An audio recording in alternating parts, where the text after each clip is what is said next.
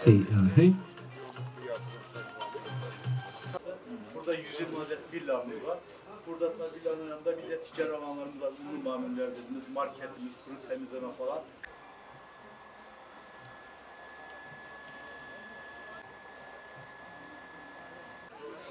Beydağ'ın eteklerine yeni bir yarayan Battal Gazi Konakları temel vakit kaybetmeden programımıza selam. Yolunu çizmek. Bu açıdan bak, lüks konut da bir ihtiyaç ve şehrin gelişimine yönelik. Battal Gazi Konakları, Battal Gazi Belediyesi tarafından planlanan bir prestij projesidir. Battal Gazi Konakları, Malatya ilinde bugüne kadar yapılmış en büyük site şeklindeki villa projesidir. İşimizin toplam süresi 36 ay olup biz bunu daha kısa sürede tamamlayıp planlamaktayız. Projemizin toplam alanı 100.000 metrekaredir. Bu 100.000 metrekarelik alanda her türlü ihtiyacı karşılayacak şekilde bir planlamayla her türlü sosyal donatıyı yerleştirmeye amaçlamışız. Projemizin muhtevasında unlu mamuller, muhtelif amaçlarla planlanmış 7 tane dükkan, fitness salonu, spor salonu, restoran ve 120 adet villa bulunmaktadır. Yine proje sahamızda tenis kortları, basket sahası, voleybol sahası, futbol sahası gibi birçok sosyal donatıyı barındırıyor. Battal Gazi Konakları işinde bugün itibariyle temel atma törenimizden sonra 25 adet lansman villa satışına başlayacağız. Satışlarımızın ve projemizin Malatya'mıza hayırlı olmasını diliyorum. Belediye başkanı olduğumuzda öncesinde biliyorsunuz AK Parti'nin Hakan abi, Bülent abi burada, Sayın Bakanımız, kurucuları arasında yer alıyoruz. Uzun süreçtir sahada çalışıyoruz.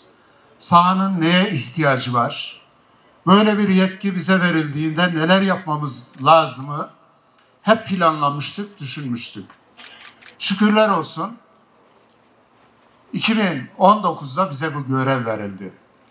Görev verildikten sonra artık Battal Gazi için gece gündüz demeden çalışmalarımızı başlatmamız gerekiyordu ve başlattık.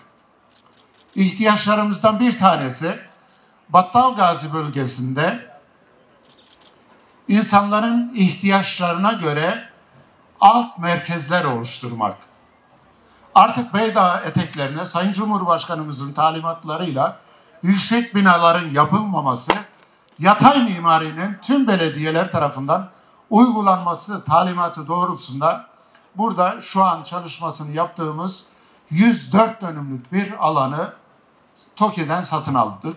O gün 25 milyon para ödedik belediye bütçesinden. Ve 2 yıldır arkadaşlar burada iş makinalarımızla çalışmalar yapıyoruz. Burada yaklaşık maliyetimiz bu çalışmaları yaparken arkadaşlarım bana vermiş olduğu rakam yaklaşık 5 milyon para buraya harcadık. Yani 30 milyona gelmiş oldu. Ama bu 5 milyonu harcarken arkadaşlar asfalt mucuru çıkardık. 30.000 ton yaklaşık asfalt mucuru çıkardık. Ve bunun da şu anki maliyeti 30 milyon arkadaşlar.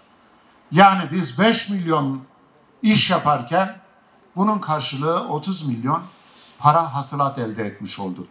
Yani gidip 0.22'leri, 0.5'leri başka yerden alıp oraya para ödeyeceğimize buradan o ihtiyacımızı karşılamış olduk. Tabi burada hedefimizi şu şekilde belirledik. İnşallah burada hasılat paylaşımıyla elde etmiş olduğumuz geliri, biliyorsunuz ki Battal Gazi Malatya'mızın eski yerleşke yerleri. Ve binalarımızın çoğuna baktığımızda şu an hafif hasar ve orta hasarlı binamız çok. İnşallah burada 150 milyon civarında bir gelir hedefliyoruz. İnşallah bu gelirimize işte Çevre Şehircilik Bakanlığımızla beraber nasıl ki şu an Şehit Fevzi'de kentsel dönüşümü başlatmış isek inşallah bu parayı sahada kentsel dönüşümde kullanmış olacağız. Yan tarafta biraz önce Sayın Valime sunum yaparken 15 dönüm arazimiz var. Onun dün ihalesini yapmış olduk. Orada 170 tane sosyal konutu inşallah dar gelirlileri veyahut da dönüşüm yapmak istediğimiz insanları bu bölgelere taşıyarak artık Battalgazi'de eski yerleşke yerleri değil, eski yerleşke yerleri aslına uygun olarak yenilenmesini sağlamak, bir tarafta da yeni alt merkezler oluşturmak. Nasıl? Eski Malatya'daki meydan projesi gibi orada bir alt merkez oluşturmak. Nasıl? Orduz'daki TOKİ'lerin yapıldığı gibi orada bir alt merkez oluşturmak. Eski Malatya'nın karşısında yatılı bölge okulunun olduğu yerde bir alt merkez oluşturmak. Şehit Fevzi'de bir alt merkez oluşturmak. Pınarbaşı'nda bir alt merkez oluşturmak. Yimpaş'ın yan tarafında bir alt merkez oluşturmak. İşte bunları oluşturarak Battalgazi'yi göç veren bir ilçe değil, göç alan tarihiyle, kültürüyle, yaşantısıyla insanların tercih etmiş olduğu bir ilçe haline getirmek için gece gündüz demeden çalışıyoruz. Burada desteği olan başta Sayın Valime, sayın milletvekillerime, üniversitedeki hocalarıma, sivil toplum örgütlerine, herkese ayrı ayrı teşekkür ediyorum. Allah hepinizden razı olsun. Değerli arkadaşlar, şehirler tarihleriyle vardır, kültürleriyle vardır, oluşan medeniyetle vardır. İşte bunların bu üç bileşen Battalgazi'de mevcut. Ama Battalgazi sürekli bugüne kadar göç veren bir ilçe oldu. Yapmış olduğumuz çalışmalar neticesinde sayın vekillerimizin desteğiyle 2021 yılının sonunda nüfus artışımızda %5 gözlemledik. Ve bu da Battalgazi'de yapılan yatırımların, çalışmaların doğru ve isabetli olduğunu bize burada göstermiş oluyor. Atacağımız temelin Battalgazi'mize, Malatya'mıza hayırlı olmasını diliyorum. Tabii belediye olarak, biz AK Parti belediyeleri olarak Malatya'da ve ilimizin tüm ilçelerinde her kesime hitap edecek projeleri hayata geçirmekle mükellefiz. Bunun için gayret etmemiz gerekiyor. Bir yandan kıymetli başkanım, belediye başkanımız Şehit Feyzi'de kentsel dönüşümü, oradaki depreme dayanıksız konutların yerine 700'ün üzerinde konutu inşa etmesi için TOKİ'yle yapmış olduğu işbirliğiyle, bir yandan sokak sağlıklaştırmasıyla, Çınarlı Camii'nin oradaki yapmış olduğu çok güzel bir cadde var. Şimdi orada Allah nasip ederse yan taraftaki diğer oradaki canlı tavuk satılan bölgeleri de dahil olmak üzere onların tamamının dönüşümünü sağlamakla, bir yandan da bölgenin ihtiyacı olan bu konakların yapılmasıyla gayret içerisinde. Bu konaklar tabii şimdi bazı kesimler tarafından şöyle algılanabilir. Bölgede işte belediyenin görevi zenginlere konak yapmak değil, bölgede bulunan garip kurabaya hizmet etmek. Evet, haklılar, doğru. Bizim asıl amacımız burada dezavantajlı gruplara daha öncelik vermek, daha iyi hizmet etmek. Bu amaçla zaten bu tesislerde yapılıyor. Şimdi burada yapılan bu konakların yapılması ve buradan elde edilecek gelirin de hemen yanı başında bulunan rezerv alanı olarak belirlenmiş 170 tane de konutun sosyal konut olarak buranın geliriyle inşallah yapılacak olması. Yine elde ettiğimiz buradaki bu 500 milyonluk bir yatırım burada. Burada hasılat paylaşımıyla yapılıyor. Müteahhit firma ile yapılan anlaşma gereği tamamı belediye güvencesinde ve belediyenin takibinde, kontrolünde olacak bir yatırım bu. Buradaki hasılat paylaşımından da elde etmiş olduğu gelirle yine kendi bölgesinde, Battalgazi bölgesinde dezavantajlı grupların ihtiyacı olan gerek sosyal tesisler, gerekse konutların yapılması için gayret içerisinde olacak inşallah başkanım. Şimdi burada bu güzel eserin Malatya'mıza kazandırılmasında vesile olan kıymetli başkanıma ve çalışma arkadaşlarına ben teşekkür ediyorum. Cenab-ı Allah bu yatırımın Malatya'mıza, Battalgazi'mize hayırlı olmasını, buradan elde edilecek gelirin de dezavantajlı gruplara harcanmasını takip edeceğimizi buradan kıymetli hemşerilerime ifade etmek istiyor. Hepinize saygılar sunuyorum.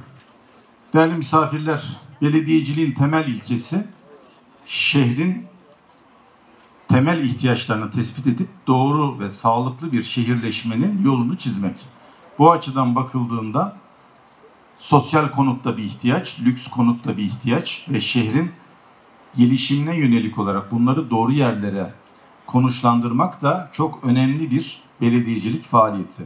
Bugün bulunduğumuz bu noktada prestij konutlarını burada planlıyor belediyemiz ve sadece planlamıyor, inşaatının yapılmasında da risk alıyor. Öncelikle tebrik ediyorum.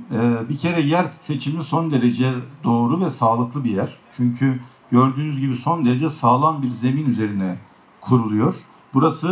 Bu şehir bir deprem şehri. Dolayısıyla binaları nereye yaptığımız çok çok önemli. İkinci hassas nokta yükseklik konusu. Biraz önce bahsedildi.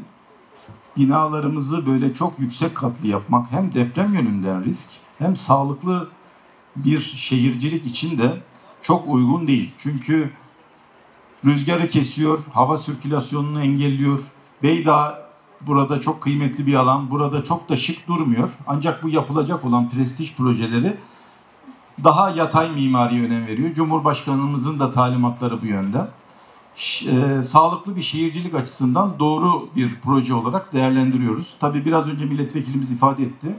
Burada yapılan bu prestij konaklarından elde edilecek geliri de bir başka yerde kentsel dönüşümde ve sosyal konut üretiminde kullanarak belediyemiz son derece sağlıklı bir faaliyette yerine getiriyor.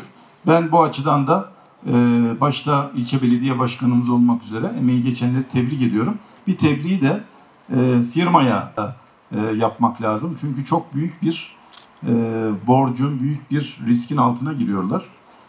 Kendilerini de tebrik ediyoruz. Bu projenin hızlı bir şekilde tamamlanıp sahiplerine ulaştırılıp yeni bir yaşamın bu bölgede başlamasını diliyoruz. Tekraren ifade etmek isterim. Şehire bir yön vermek belediyeciliğin temel ilkeleridir. Lüks konutu nereye yerleştireceksiniz? Yeşil alanı nereye koyacaksınız? Sosyal konutu nerede konumlandıracaksınız? Şehrin bir 20-30 yıl sonrasını nasıl planlayacaksınız? Onu bugünden söylemezseniz kendiliğinden gelişir. Bu da sağlıklı olmaz. Şöyle bakarsanız şehre ince uzun bir şerit halinde büyüyor Malatya. Bir Elazığ'a doğru bir de bu tarafa doğru büyüyor. 50 kilometre kare kadar bir alana yayılmış. Aslında buraya 5 milyon nüfus da sığar. Fakat çok tertipli bir şehirleşme çok göremiyoruz. Bunun çeşitli sebepleri var. Bir son hususu da ifade edeyim. Bu tarafa gitmezseniz şehir olarak gideceğiniz yer sadece ova kısmı kalıyor. Ova kısmı hem deprem yönünden doğru bir tercih olmaz hem de çok kıymetli tarım alanlarını kaybetmiş oluruz. O yüzden Beydağ'ı aslında elimizdeki tek alternatif gibi. Şehri Beydağ eteklerinde konumlandırmak ve bu şekilde 2 milyonluk, 3 milyonluk Malatya'yı planlamak tüm yöneticilerin bir numaralı görevi olmalı. Ben bu çalışmanın bunun bir parçası olduğu yönünde bir kanaatimi ifade etmek istiyorum. İnşallah tamamlandığı zaman şehrin bu yönde gelişimi sağlanacaktır. Üniversite ile arası tahmin ediyorum hızla dolmaya başlayacak. Ayrıca kentsel dönüşüm ve Battal Gazi, eski Battal Gazi meydanındaki meydan çalışmasına da kaynak elde edilecek. Bu açıdan da son derece sağlıklı bir proje olarak görüyor. Emeği geçenler başta ilçe belediye başkanımız olmak üzere tebrik ediyor. Hepinize saygılar sunuyorum. إنك أنت السميع العليم وتب علينا يا واهدنا ووفقنا إلى الحق وإلى طريق. Malatya'yı yeniden inşa ediyoruz ve inşa ederken de bütün belediyelerimiz, büyükşehirimiz, ilçe belediyelerimiz her biri ayrı ayrı çok yoğun koşturmalar içerisinde. Gazi Belediye'miz yeni bir yaşam alanı inşa ediyor.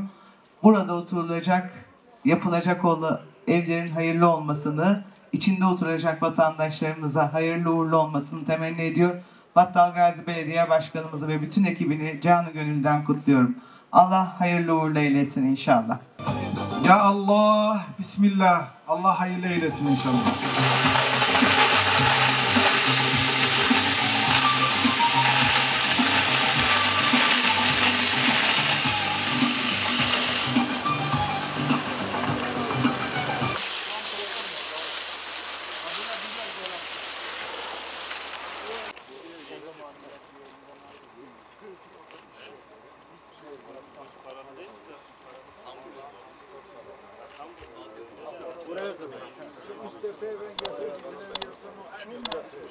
Ne olacak? Kim